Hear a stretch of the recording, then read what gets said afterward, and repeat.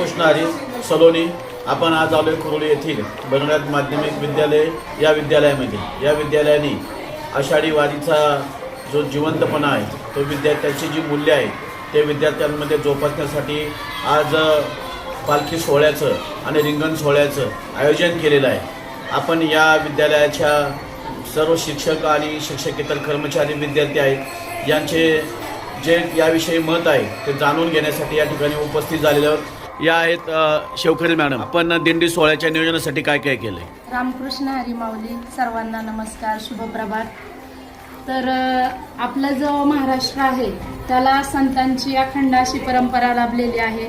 आपली जी कुरोळी ही नगरी आहे ही पवित्र पावन अशी एका बाजूला ज्ञानोबा माऊलींची आळंदी नगरी त्याच्या एका बाजूला आहे, दुसऱ्या बाजूला देहू संत तुकाराम महाराजांची जी कर्मभूमी आहे ती एका बाजूला आहे.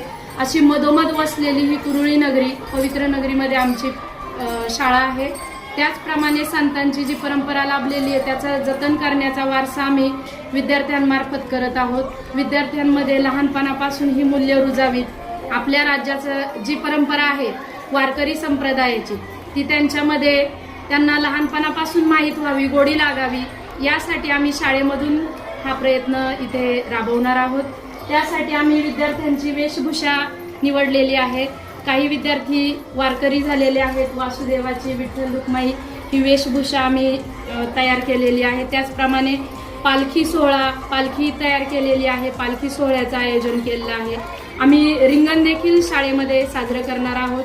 ज्याप्रमाणे वारकरी विठुरायाच्या दर्शनासाठी ओढीने पंढरपूरला जातात ती ओढ, ती तळमळ दाखवण्याचा आम्ही विद्यार्थ्यांमार्फत प्रयत्न छोटासा करणार आहोत. धन्यवाद. धन्यवाद मॅडम. या ठिकाणी आमच्या विद्यालयाचे ज्येष्ठ क्रीडा शिक्षक संदीप भाऊ सासवडे हे उपस्थित आहेत. आपण शाळेमध्ये वारकरी शिक्षणाची जी मूल्य आहेत ते रुजवण्यासाठी ओळख ज्ञानेश्वरीची हा उपक्रम शाळेमध्ये सुरू केलेला आहे. या उपक्रमाविषयी आपण काय माहिती सांगा? रामकृष्ण हरी.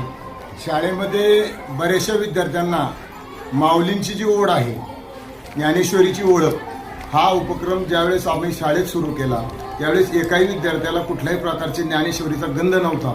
पण ज्यावेळेस हा वर्षभर उपक्रम सुरू केल्यानंतर बऱ्याचशा विद्यार्थ्यांना 80% विद्यार्थ्यांना ज्ञानेश्वरीची ओळख झाली.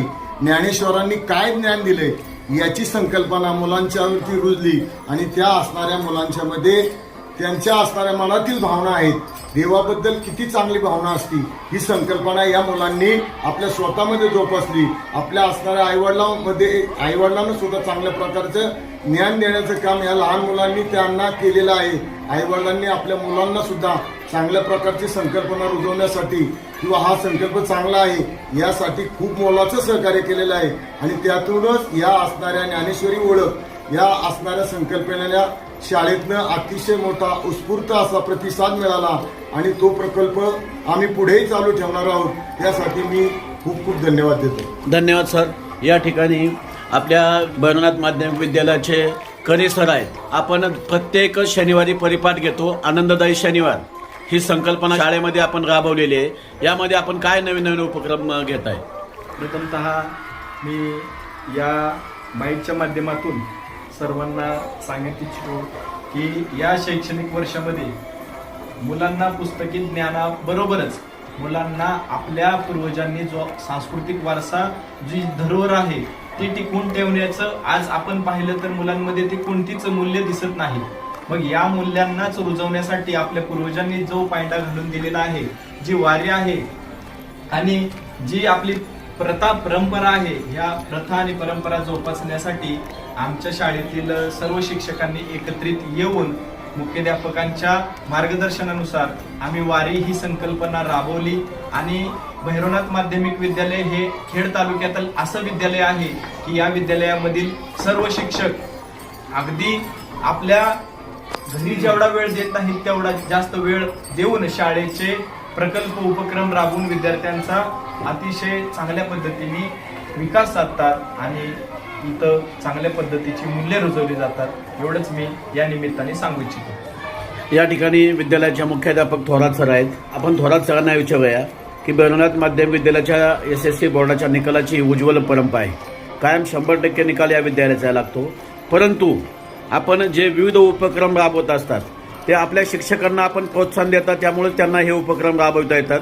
याबद्दल आपल्या शाळेविषयी आपण काय सांगा? गेली 35 वर्षापासून आपल्या शाळेच्या संस्थेने या ठिकाणी शाळा सुरू केली. अतिशय संघर्षातून या ठिकाणी शाळा सुरू झालेली आहे. शिक्षकांनी सुद्धा खूप कष्टप्रय जीवन या ठिकाणी जगलेले आहेत आणि त्याच्या त्या ठिकाणी संस्थेने त्यांना व्यवस्थित असं यश त्या ठिकाणी देण्यासाठी प्रयत्न केलेले आहेत. आजची जी पिढी आहे ती पिढी आज सोशल मीडियाच्या माध्यमातून जरा वेगळ्या वळणाकडे म्हणजे इंस्टाग्राम, फेसबुक किंवा इतर माध्यमातून थोडीशी समाजापासून बाजूला चाललेली आहे. आणि या पिढीला परत एकदा या ठिकाणी जुने मूल्य कसे देता येतील, जुने संस्कार कसे देता येतील, त्यासाठी आपल्या विद्यालयाने गेल्या वर्षीपासून या विद्यालयामध्ये दर शनिवारी ओळख ज्ञानेश्वरीचा कार्यक्रम ठेवलेला आहे. त्याचबरोबर पोलिसांच्या मदतीने या ठिकाणी दामिनी पथक असो, बीट मार्शल असो किंवा माळुंगे दक्षिण पोलीस स्टेशनचे जे अधिकारी आहेत त्यांच्या माध्यमातून अंमली पदार्थ विरोधी दिन किंवा रहदारीचे नियम या ठिकाणी विद्यार्थ्यांना वेळोवेळी सांगितले जातात. त्याचप्रमाणे विविध प्रकारचे प्रवचन किंवा काही व्याख्यान या ठिकाणी आयोजित करून विद्यार्थ्यांना मूल्य संवर्धन कसं केलं जाईल याचा प्रयत्न शाळेच्या निकालाबरोबरच विद्यार्थ्यांना शिस्त, संस्कार कसे दिले जातील यासाठी माझे सर्व शिक्षक या ठिकाणी हिरिरीने प्रयत्न करतात. आजही या ठिकाणी वारीचा कार्यक्रम करण्यासाठी आमच्या संस्कृत प्रमुख चिपाडे मॅडम असतील, करे sir, Saswade sir, Naikwadi sir आणि इतर सर्व शिक्षक बांधवांच्या मदतीने हा वारीचा कार्यक्रम अतिशय उत्कृष्टपणे पार पाडण्याचं नियोजन या ठिकाणी केलं. त्याबद्दल मी सर्व शिक्षकांचं अभिनंदन करतो आणि असंच त्यांनी शाळेच्या प्रगतीसाठी, विद्यार्थ्यांच्या सांस्कृतिक मूल्य संवर्धनासाठी प्रयत्न करावेत यासाठी मी शिक्षकांना ही विनंती करतो. धन्यवाद. विद्यालयातील हे बालचमू आहेत, यांनी हा रिंगण सोहळा आयोजित केलेला आहे. आपण तो याच देही याची डोळा हा रिंगण सोहळा पाहिलेला आहे. आपल्याला काय वाटतं याविषयी, रिंगण सोहळ्याविषयी? लहानपणापासून मुलांना जर धार्मिक आवड निर्माण झाली तर त्यांच्या आयुष्यात असं परिवर्तन होईल की त्यांना शिस्त किंवा संयम या गोष्टीची जाणीव होईल आणि समाजात ते पुढे चांगल्या प्रकारे कार्य करतील आणि स्वतःचं नाव चांगलं करतील. हायस्कूल स्वतःच्या गावाचं आणि हायस्कूलचं सुद्धा नाव मोठं होईल आणि शिक्षकांचाही त्याच्यामध्ये पुढाकार असल्यामुळं शिक्षकांना त्याचं श्रेय द्यायलाच पाहिजे. आणि विद्यार्थी घडवण्याची कला जी आहे त्यांच्याकडं आहे ती धार्मिकपणापासून चालू झाल्यामुळं आमच्या शेजारी दिवाळंदी आहे. त्यामुळे मुलांना चांगलं ज्ञान आहे आणि त्यांचा वाईट मार्गाकडे कल जाणार नाही याची मला खात्री आहे. असेच नवनवीन व्हिडिओ पाहण्यासाठी द सत्याचा लढा याला सबस्क्राईब करा. धन्यवाद.